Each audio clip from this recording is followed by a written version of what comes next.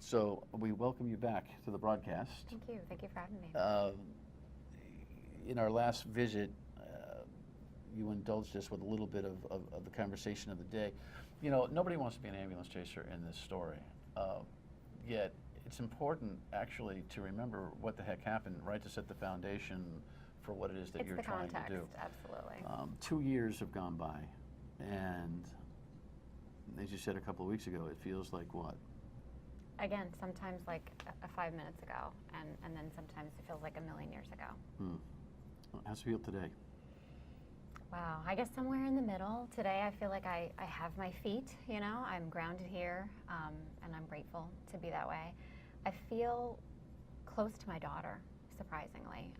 I think that, you know, her birthday comes right before this dreaded anniversary for us. So as a family, we really focus on the celebration of her and her life and the years that we had together.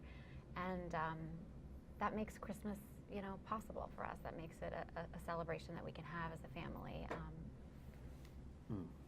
2 other sisters. 2 olders. Dad, who had a new gig. Yep, Massachusetts. You guys are planning. You had a contract for the house. Yep. In Newtown. You were moving to Massachusetts, and you actually did through the entire thing. We did. Yeah, it wasn't. I don't know how you did that. Wasn't much of a choice, and I don't really know how we did it either, except that there were a lot of people, strangers, a moving company that was amazing, neighbors.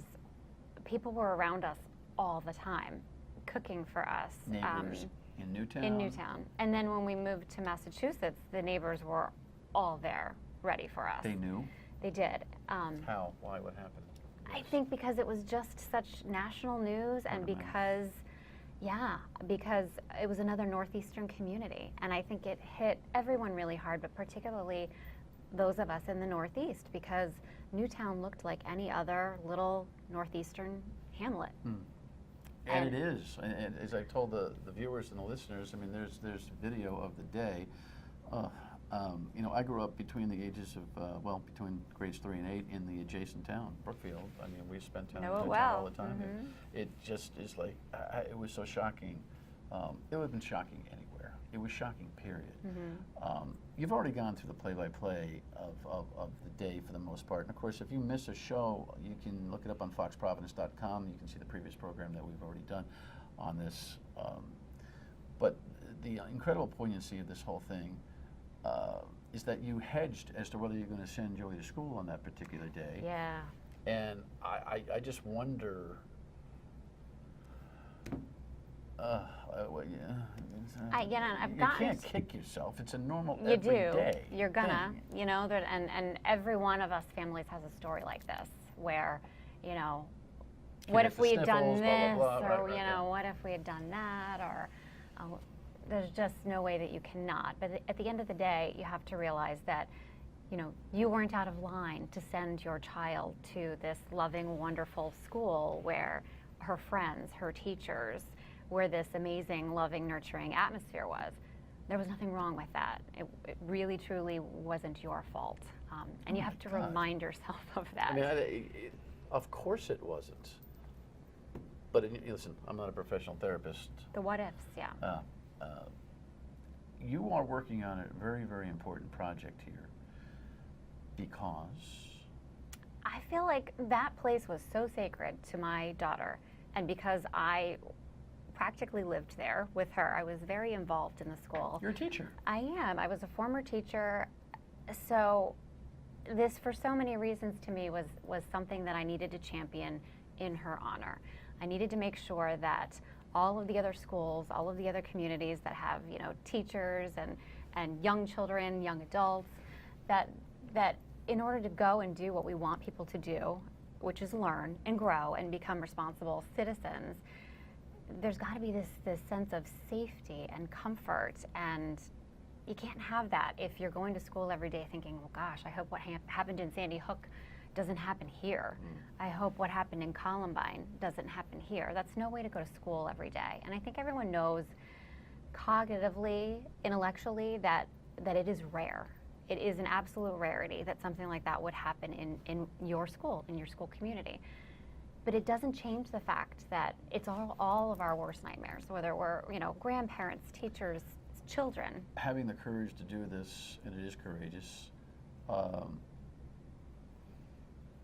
means what to you and to the other parents that live through this, all of whom I'm sure are dealing with this on other constructive, activist levels and very personal levels, right? Yeah, I mean, I think we're all approaching this in the best way that we can. And for some of us, that means just getting up in the morning and packing lunches and sending the surviving siblings to school and being present enough to be their parents, to maintain their therapy schedules, to provide, the types of healing activities and the type of healing family environment that's needed to recover from this. And for some of us, it means, setting off on a national mission. We're all very different. But for those of us who have found something to fight for, to work for, I think it helps us to maintain a presence here in this world, because otherwise it would be very easy to just check out. All right. Well, she's checked in, and you'll find out what the program is when we come back. Stay with us.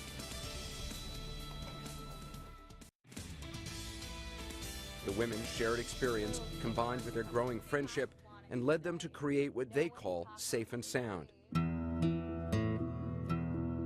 And then we got stuck on school security. And, can you believe this? And how come nobody's talking about this? How come the conversations are about this and this and this, but nobody's saying, what are we doing about sending our kids to school tomorrow? Do we have that graphic? We started out with the idea of creating a website where people could come and gather information and take it into their schools. The idea, use the site to advise parents, principals, school board members how to assess the current state of their school's security and give them, free of charge, basic security plans they can alter as needed. We're trying to put together a framework for folks to be able to work with and take into their own communities. As with all good ideas, it's growing.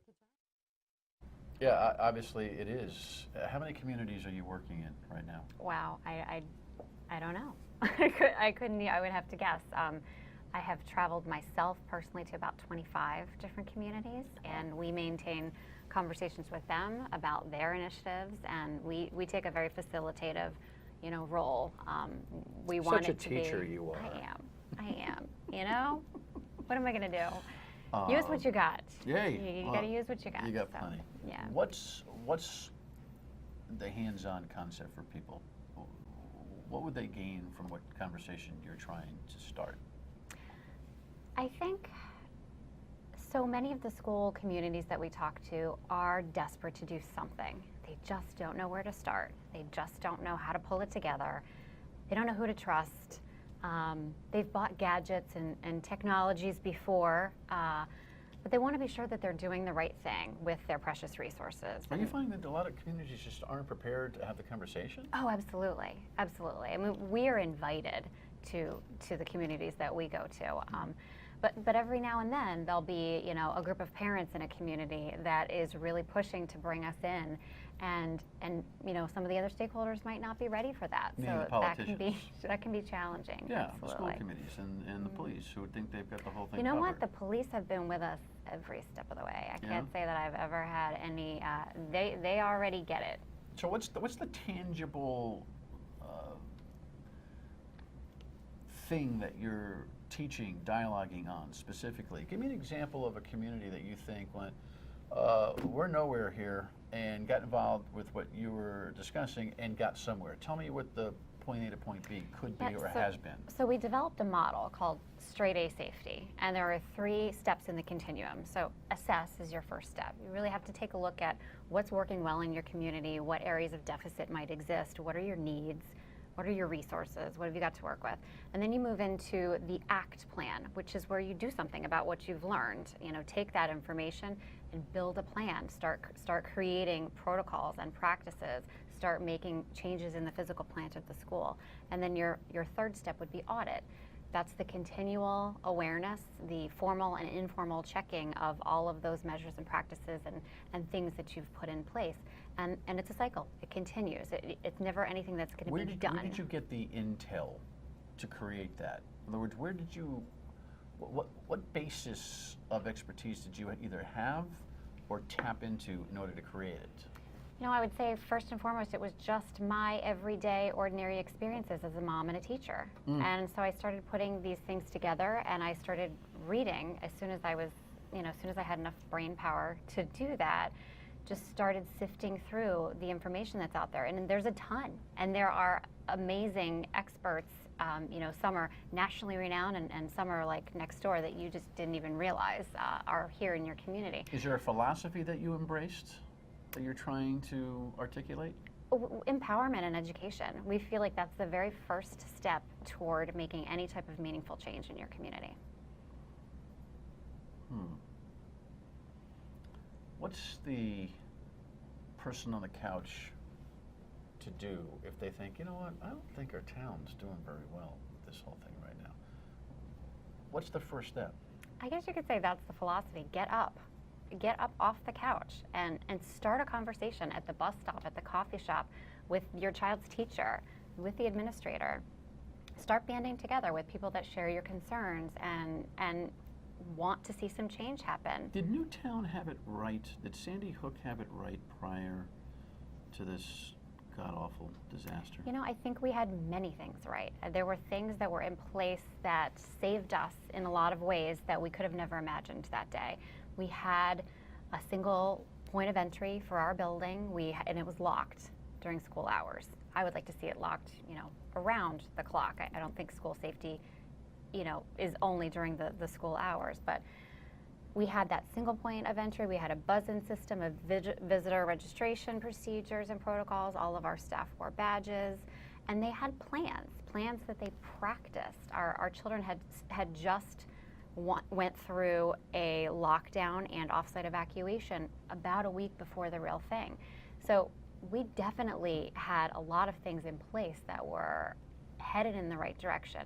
We couldn't have known, I think, because of the way that we were going about our planning, which wasn't a very collaborative model, wasn't involving our emergency responders, our police, our fire, wasn't involving the parents, didn't have student input, and also didn't have outside eyes. A lot of people don't realize Homeland Security is available as a resource to you. You might have to wait a little while, but they will come in and put eyes on your plans and help you assess what you've got in place. There are a lot of agencies out there that are available to schools to promote safety. So there were a lot of things that were working really well and helped us out that day, but there were a tremendous amount of lessons that we learned. In silos, more or less? Very much so in silos, and that is what I've seen traveling the country. That is universally the greatest problem in common in school communities, is this working in silos. I don't have to worry about this because the police take care of that. I don't have to worry about this because that's the principal's job. And I don't have to worry about this because that happens at home. That's the mom and dad's job. So this lack of collaboration in school safety and in raising our children, I see as a real problem for us. All right, so we've had some threats and nervous times here in our own community of late. We'll talk about our approach to that and this whole notion about armed officers in elementary schools that I think we should have. Stay with us.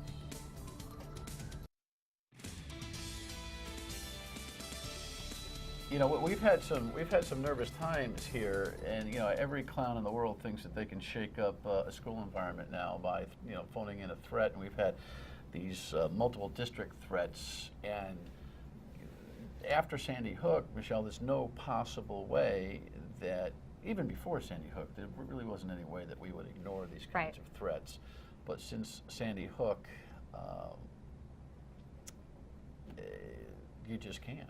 Again, it's everyone's worst nightmare. So, it's a bit of a power play for somebody to make those threats, to send those letters in, to make those calls. And, as a community, we have to take them seriously.